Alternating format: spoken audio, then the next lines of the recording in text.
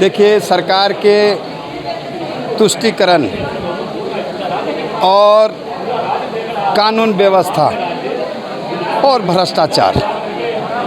तुष्टीकरण के तहत आपने देखा होगा कि कांग्रेस की समर्थन वाली ये सरकार, कांग्रेस के द्वारा संचालित ये सरकार, तुष्टीकरण की नीति कांग्रेस सदियों से चली आ रही है और आज भी इस सरकार में रहकर इस सरकार से तुष्टीकरण की नीति अपनाने को का ये जो खेल चल रहा है, चाहे वो आपने पलामू में देखा होगा, महादलितों के प्रवाह समुदाय के द्वारा महादलित परिवार को जो सैकड़ों बरस से रह रहे हैं उनको उजाड़ने का मामला हो, या आपने देखा दुमका में हमारी बेटी अंकिता और एक बेटी को भी जलाया गया जिसकी मौत हो गई रिम्स में। आपने देखा होगा कि पूरे विद्यालय को उर्दूकरण कर दिया जा रहा है, ये आपने देखा है।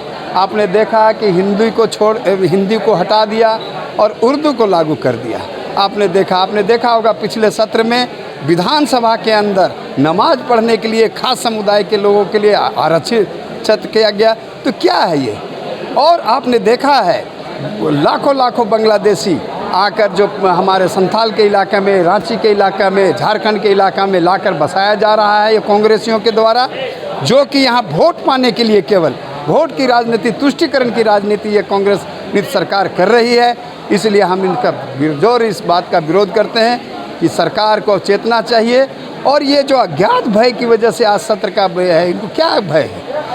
ये जब खुद जान रहे हैं कि अपने विधायकों के साथ है तो ये सत्र बुलाकर करोड़ों लाखों रुपया खर्च करने की क्या जरूरत थी? नया संगत है? नया संगत नहीं है। नहीं कि क्या वजह है कि एक दिन पहले सत्र समाप्त किए थे?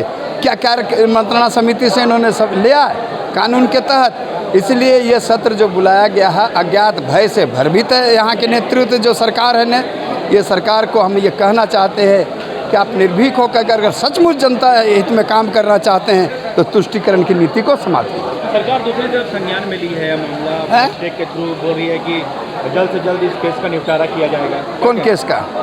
दुमका वाले मामले का। अरे कहाँ, एक कदम नहीं हिल रहा। उनको बचाने की कोशिश हो रही है, उनको बचाने की कोशिश हो रही है। उनको नाबालिग जो थी उसको बालिग करने का ये प्रयास किया जा रहा है।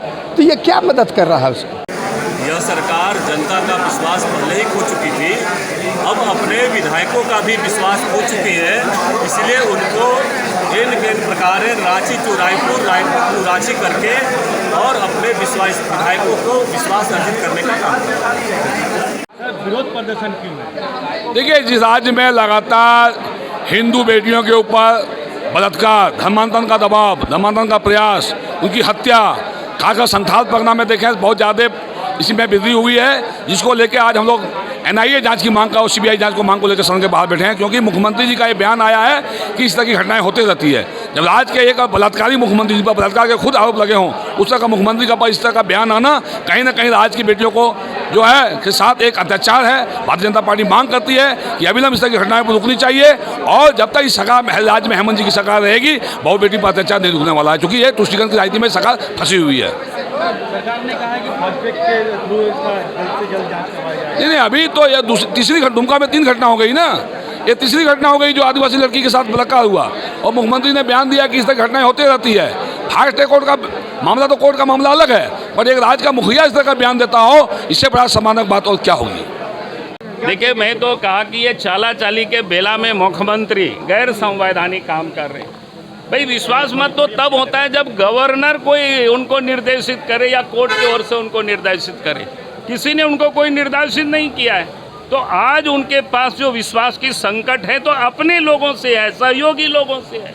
और इसीलिए आपने देखा होगा पिछले दिनों कांग्रेस के विधायकों को, कांग्रेस के लीडर को बस में किस प्रकार से बोझ करके रांची से रायपुर तक ले गए, रायपुर से रांची लाए हुए हैं। यहाँ भी अपने घर में लोगों को रहने नहीं दिए और उसको बंधक बना करके कह सकते हैं कि एक होटल, क्या कहते हैं, सर्किट हाउस में रखे हुए। तो बिल्कुल ये स्पष्ट है कि भैया अपने लोगों की उनकी संकट है और इसलिए उन्होंने गैर संवैधानिक इस प्रकार के काम कर रहे हैं जो अपने लोगों के ऊपर उनको भरोसा नहीं है। गवर्नर के बारे में क्या कहेंगे सर? गवर्नर के चाली का वक्त बोल रहे हैं सर। गवर्नर के 25 साल है हम। गवर्नर के रोल अरे मुख्यमंत्री जिस पद पर आज बैठे हुए उसमें चाला चाली का उनका बेला है। वो नेता पद पर बहुत दिनों तक अब नहीं रह सकते हैं। उन्होंने गलत किया है। सर गवर्नर के रोल के बारे में क्या कहें? अरे गवर्नर का क्या, गवर्नर है, महामहिम है, उनके पास तो हम लोगों ने दरखास्त दिया है। हम लोग कहते हैं कि वो जल्दी निर्णय करे, इसको बर्खास्त करे, तो इनको क्या परेशानी है? हमको समझ में नहीं आया। उनको तो मोहलत दिया है गवर्नर को, इनको तो बधाई देना चाहिए।